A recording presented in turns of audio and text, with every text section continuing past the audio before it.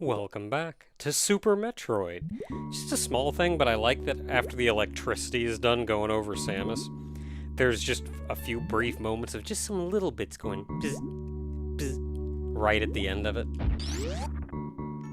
There's just so many tiny details that I love about this game. And it's stuff like that. You go away. I said go away. It's stuff like that, though, where they didn't need to do anything like that. But they did. Got the bubbles coming off her suit while you're underwater. So these guys here are real heckin' annoying. You can kick them around, knock them around, do whatever with them. But they just go in that straight line and then they run around the room. Oh, dude, I just realized these are like snails with claws. I always thought that was their mouth, but it's not. Hold up. I always thought that was like a beak mouth, but it's not. It's like a snail, but he's got claws. Like crab claws. These guys just got way more adorable. Anyway, this is the big room we're in before. We're in, now that we've made it deeper into Meridia, weird mechanical land we've arrived in. Still completely submerged in water. Still no idea what this weird white goop is over everything. You may recall this vertical pipe here. We actually traveled down when we came down from entering from Criteria. So as long as we're looking around, what else can we find? Well, there's a guy down there. And thus far, I don't think I've seen them put many enemies in places we're not supposed to get to. And hey, what do you know? So that actually leads over here.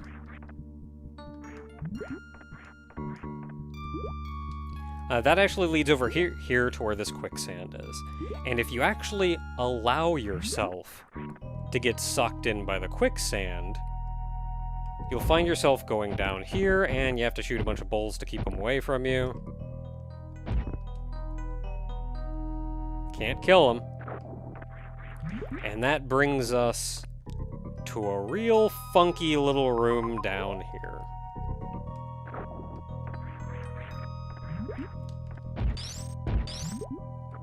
You want to talk about fun stuff to do without the gravity suit?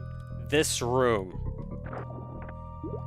Because you can wall jump back and forth here super fast in order to get up, but your physics change the second you leave the water. Yeah, I see you up there.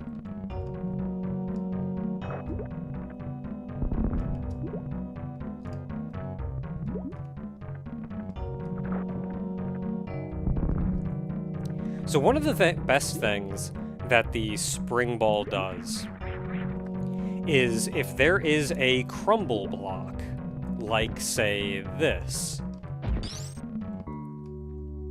you can actually jump off of them, frame one. As long as you're holding jump in the air, you just bounce right off of them. Hey, reserve tank.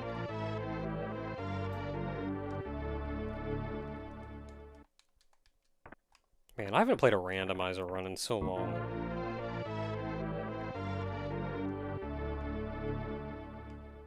So most of these are simple bomb jumps to get up, because I did kind of get the spring ball out of order. But this one right here is when you're still figuring out how bomb jumping and stuff works and you're an idiot child.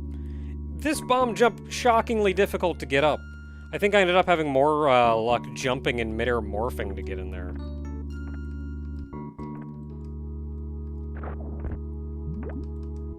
Turn off high jump boots, it's a lot easier. Let's see here. I forget which way is the way we gotta go. Only way out is through the sand. It's either the left or the right-hand side that gets you out. And then we gotta go through this hot mess again. So we've sunken our way back down, and we find ourselves back at the entrance of Meridia. These are some of the most annoying items to get in the game. Because you go in there and you have to redo half of Meridia again. This is also why randomizer runs will typically save here, check what the items are in the rooms below, and if it's nothing worth getting, they'll just reset back to the save point. But there were 2 pits, which means there are 2 groups of items and more bulls to shoot away.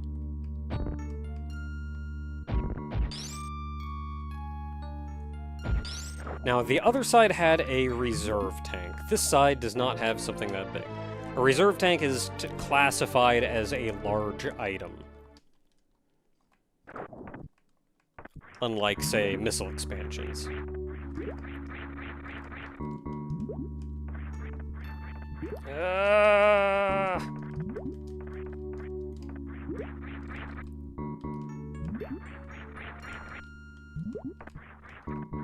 Come on, I did Alcatraz escape first try. Why can't I do this?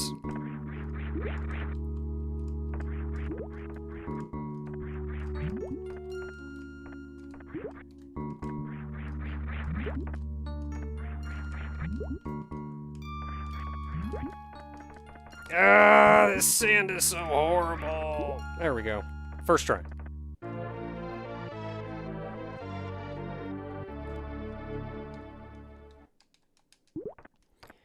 There's only 2 items on either side of this, so it's not actually, like, unbelievably... not just important, but, like, time-consuming. I should have just gone around. Probably faster anyway. Because you do this. But I don't know, I saw an opportunity and I wanted to take it. So you can't break that one, but that breaks, and then you can come down here and this breaks. And this one means you have to exit on the far right-hand side, which is way over near where the spring ball was.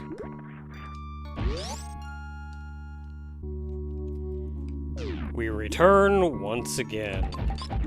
Oh, but our adventures in this room aren't over yet. Because just looking at the map, you can see that there's a pathway going off to the right, and there's 2 items or something up top. 2 points of interest, let's say. So, how do you get to those? Well, we can't go that way. But we can go this way. See what's in here. As it turns out, there's actually nothing in here.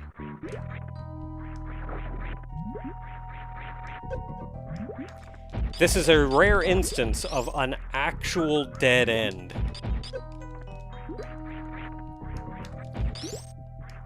The room does still serve a purpose, though, but it's as an exit point. Every room has some kind of purpose.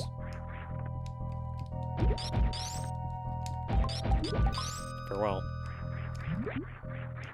Hey, we can go up here, and some missiles!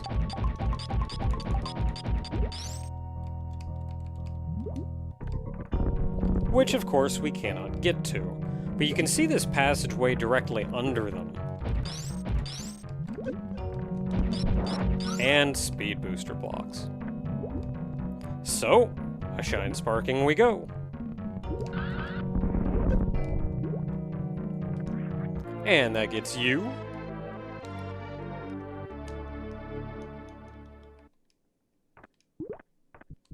And be very careful.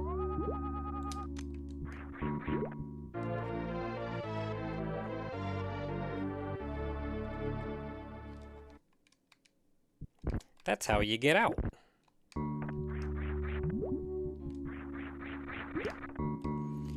So getting up here, this is one of the things that I had more trouble with than anything else. Especially as a kid. I hated going through this room. Because what you're supposed to do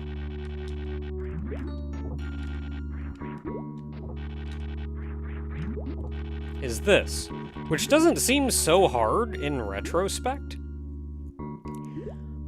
I mean, I'm sure just I was a kid and I was very bad at video games, but I couldn't figure this crap out. I'd be like, oh no, now I'm like doing this weird thing and I'm stuck up here and that hecked me up. And then I'm here and then I'd be like, oh no, I just fell. I don't know why I thought it was so difficult, because it's genuinely not hard. Like, you shoot it, no buttons, don't press any buttons, just jump in the air, let off jump, shoot. Only holding shoot, and you fall down into this. On a rare instance, you may, like, end up doing something weird like that. And then, if you press jump now, nothing happens. But if you let off shoot, 1/1000. You have a whole second that you can jump in. And jumping even gives you plenty of vertical and horizontal momentum. I feel like, at least to me, Super Metroid is one of those games that has unorthodox but very simple controls. Like, everything that you wanted to do or needed to do is genuinely pretty simple. It's just a little unorthodox. There weren't quite as many standards for this kind of thing at the time. But anyway, we've explored the room, so all that's left is going up. Metroids. Oh, but you can just shoot them and they freeze them. Okay. Oh, and you can just shoot them and then just explode. Okay. That's right, these are not Metroids. These are Mocktroids. Through Mother Brain and these space pirates' attempt at cloning Metroids, these are failed clones. Why they're here in Meridia isn't entirely known. Speed booster. Speed booster. Hey. Why they're here isn't entirely known. Maybe it's something like, this big mechanical area was a research base. Or something. Maybe it was a Chozo research center that the space pirates co-opted. Who knows? So there's something funky you can do here, and I'm going to fail at it, but I'm at least going to show you roughly how it's done. It's been so long since I've done it, so I guarantee I cannot remember.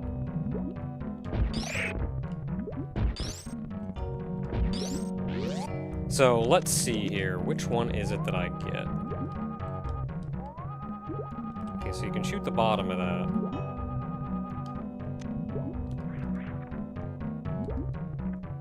I think I can free him. That'd probably be the easiest one.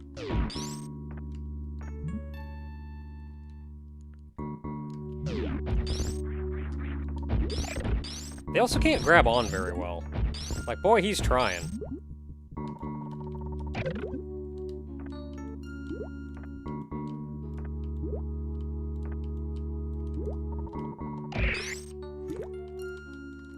Yeah, so I can't remember how to do it.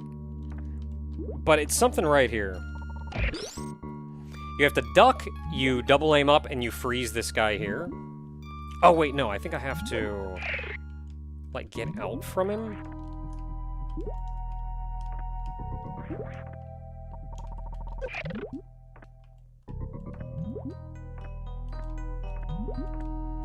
No, I can't remember how to do it. But if you want to get through here without the speed booster, what you do is you bring that Mocktroid down here. I'm pretty sure you duck, aim up, and freeze him, and then some weird combination of jumping and aiming down or some such will get you to kind of hop up and stand on him. And then you can stand up and hop through the ceiling and get out that way. I'm gonna shoot that.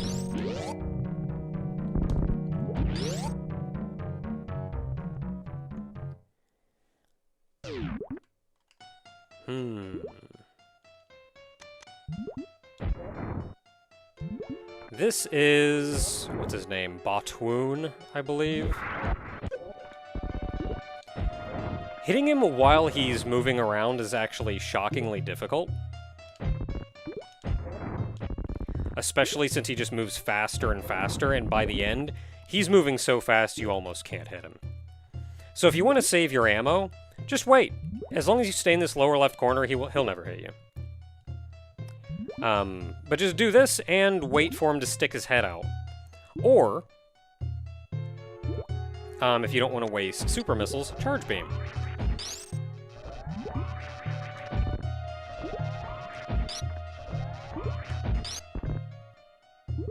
Given that he's not sticking his head out. Oh, there we go.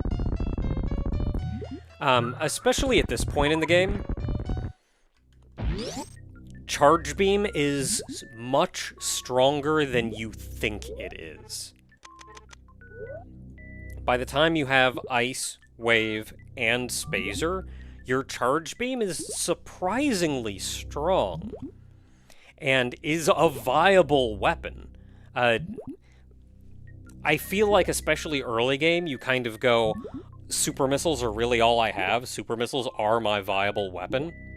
But once you get all of these beams, charge beam is absolutely viable.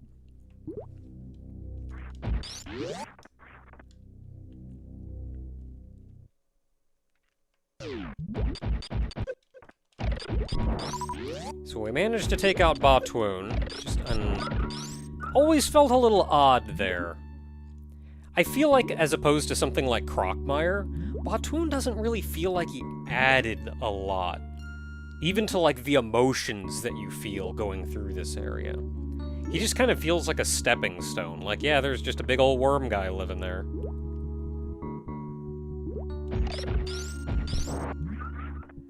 Okay, so we can see a little gap up there with an energy tank.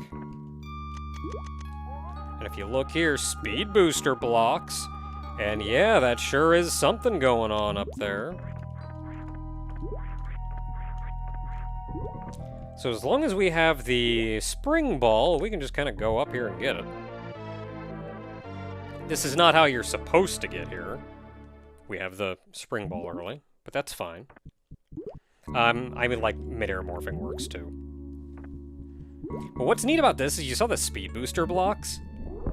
And you can just run over top of this sand. That's so cool!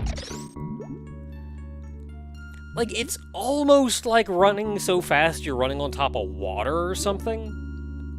But it's not, obviously. But I just think it's real cool. But no, where you're supposed to go is up here. So yeah, you hop up here, and then you've got a whole little something or other to traverse.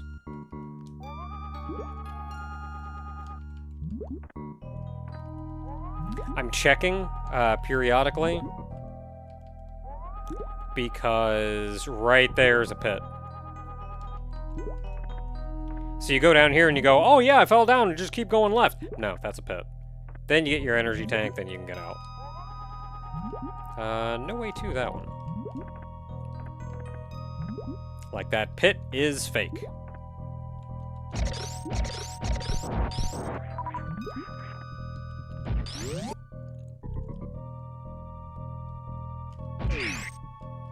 Now, coming in here... Ooh. So looking at the map, you'll see, hey, this goes somewhere over this way. So you gotta bum around on this wall, may morph, try to bomb, and just go, whoa.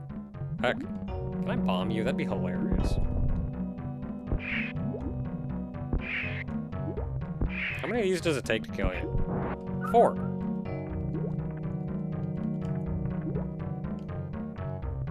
So as long as you have Spring Ball, these guys are pretty easy to get over because you can just kind of hop up and get over them. They're genuinely a pain in the butt to get over if you don't. You can't really get over them, you just kind of have to hug the left side of the screen and wait for them to roll over and bounce over this way. And if you go through this store, you end up in A Link to the Past. That's just a missile recharge station. But that breaks. And And you can speed boost through that so you can get back without having to worry about that. So we see a gray door. There we go. So if you want to speed boot, or if you want to speed run, big trick for this particular area is you speed boost through the previous room in here. You duck here to build your Shine Spark, and then while you're holding a Shine Spark, you've got a single wall jump up here, unbelievably fast. Shoot the door, jump this high, 1 block in the air, and then horizontal Shine Spark.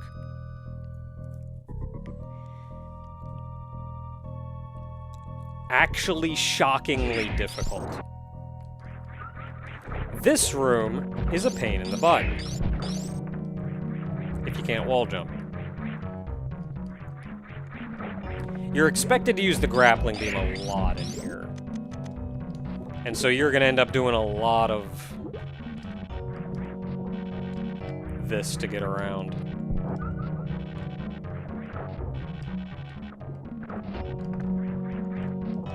Then you'll fall back down into the sand, and everybody loves it.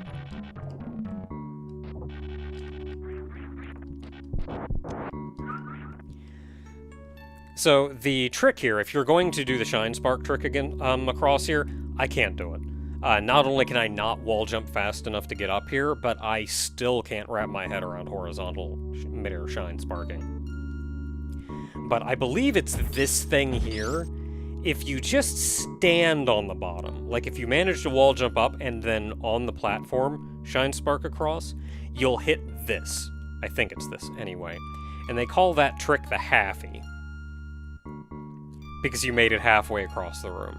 If you manage to actually jump up that 1 block and then do the horizontal midair Shine Spark across, it'll take you the entire way across the room. And they call that trick the full halfie. And what is this crap up here? It's all that white crap.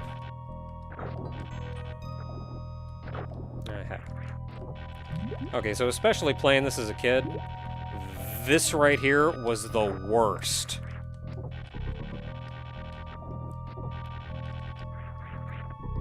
Could never hit that. Not in a million years.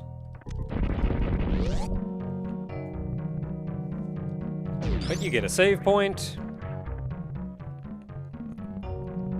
And an energy recharge. And we had our missile recharge station not long ago.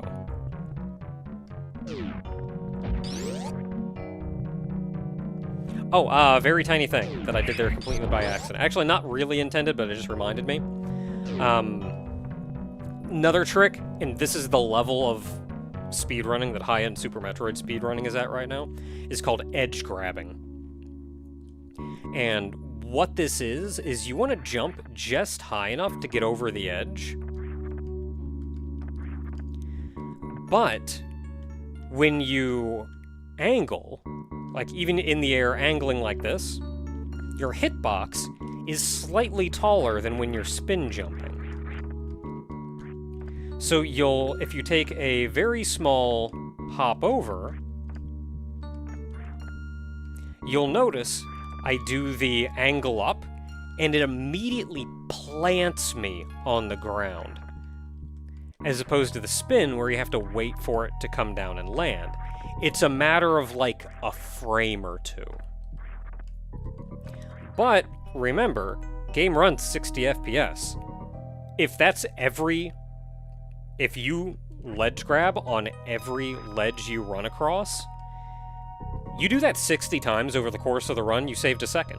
And you're gonna do it more than 60 times over the course of the run. That's the level that, like, Super Metroid speedrunning is at. And I haven't even talked about arm jumping, which is actually really easy. Okay, so we got spikes down there on the ground. Don't want to touch them. But there's nothing over here. Actually, there is. Weird little suspicious block on the side. Now, this is an amazing moment of teaching, because that block was a crumble block, and it broke. So you cannot grapple beam back across. So you're just stuck here, and you have to go, I have to jump into spikes. There's no other way to progress other than jumping into spikes. No amount of turning off high jump, or... I'm gonna test that, actually.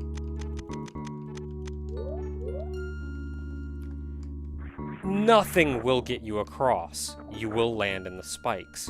And you'll find these spikes don't hurt. So you go over here, and neither do these, and oh no, I fell through the floor. Ah, we were wondering how to get down there.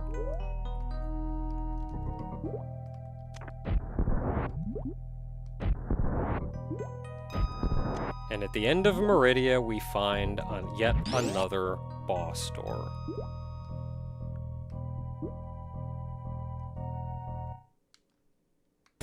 Now this is a very interesting boss fight. And the first thing you want to do is blow up these turrets. Whether you plan to use them for something or not, they're going to be nothing but a nuisance over the course of the fight. And you know, these guys actually look a lot like, the idiots that were down in the sand. That, kept spitting crap at me. So if you want to fight Draygon legit, the easiest way to do it is just to morph here in the center, maybe follow him off to one side. And you stand on the bottom first to lure his shots down. And then you take the hit. Morph, go to the left, go to the right. As he loses HP, as she loses HP, she moves faster and faster.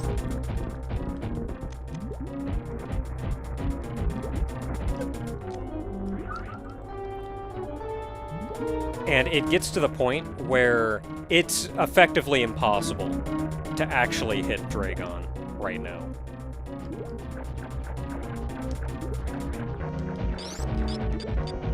Oh, really? Maybe I can kill you fast enough. No, but I got out of it. You do not want to get grabbed, of course.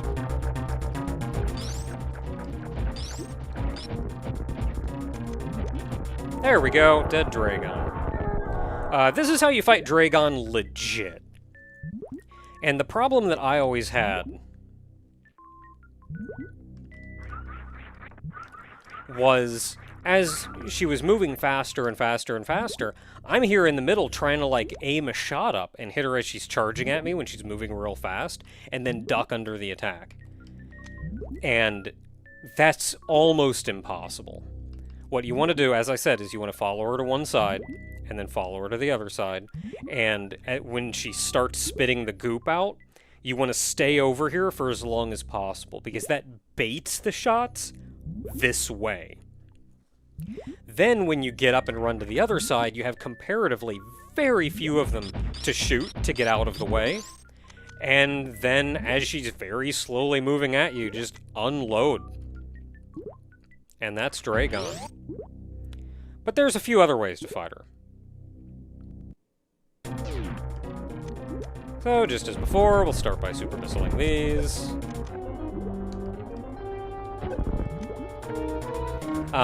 So, you'll notice these little things, as they move across the screen, they're actually writing something out.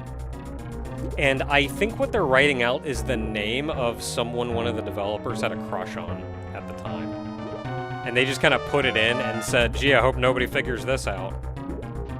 Okay, so we get the goop coming. Oh no, I got gooped. So if you get gooped, change over to the grappling beam. There's nothing you can do, you're just going to kind of get hit. You cannot, as far as I know, hit this bottom one. But you can hit that top one right there. And that is another dead Draygon.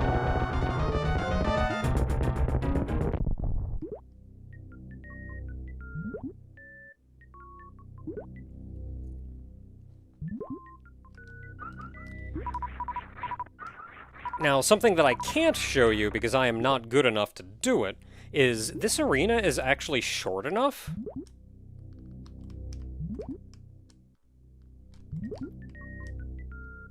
Yeah, I can't do it with only the one tap. This arena is short enough, you can build up a speed boost in here. It probably only takes a 2 or 3 tap to do it, too. Don't know exactly. But if you can build up a speed boost in here, and Shine Spark, what you want to do is kill Draygon with the Shine Spark. So how Shine Sparking works in hitting enemies is it actually does damage. I forget what kind of damage it does. I don't think it's actually a lot of damage, but it does damage, like, per frame that you're overlapping an enemy, which is adds up to be stupid damage. So I think 2 Shine Sparks will kill Draygon if you time them correctly.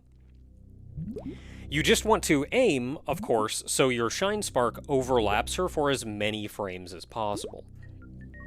And if you manage to kill her while Shine Sparking into her, the cutscene trigger, if you could call it that, actually knocks you out of your Shine Spark and causes something called the blue suit glitch.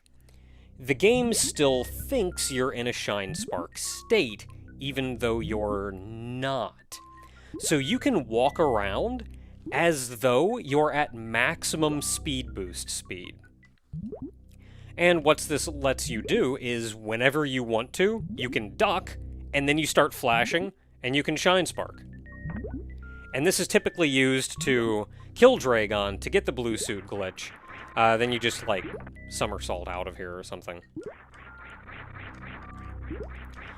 And then you climb your way back up, and use the Shine Spark in the room we were in before to do the full halfie across the whole thing. But for beating Draygon, and making a number of children very sad, you get the space jump.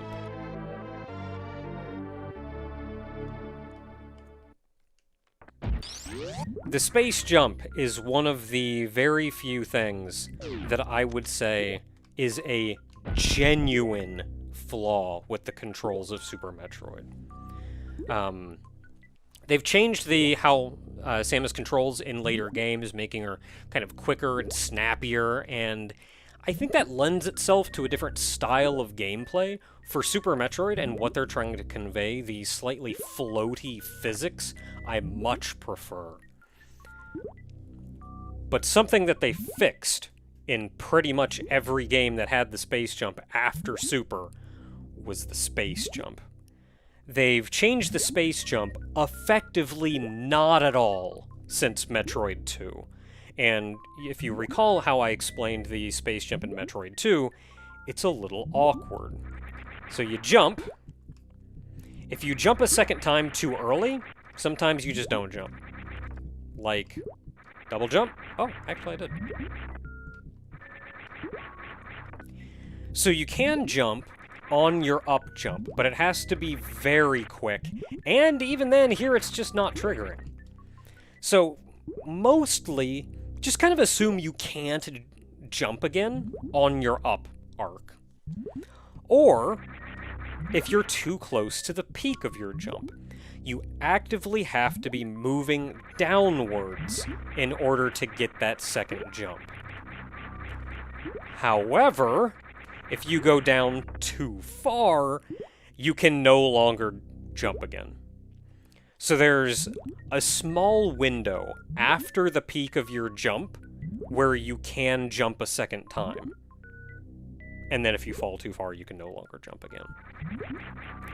And the easiest way, I think Fusion and Zero Mission simplified it maybe a little too much, because what they did was, if you're falling and not spinning and you hit jump, it puts you into a spin. And I don't know if I like that so much, but what they did do was, you can just do your second spin jump whenever the heck you want to. And boy howdy, that is some good sauce. Once you play enough Super Metroid, you adapt to it, and it's genuinely not that big a deal. But every now and then, I'll know I want to make this jump, and I'm going to be skirting the edge of whether or not it'll let me space jump. Please let me. And sometimes I fall.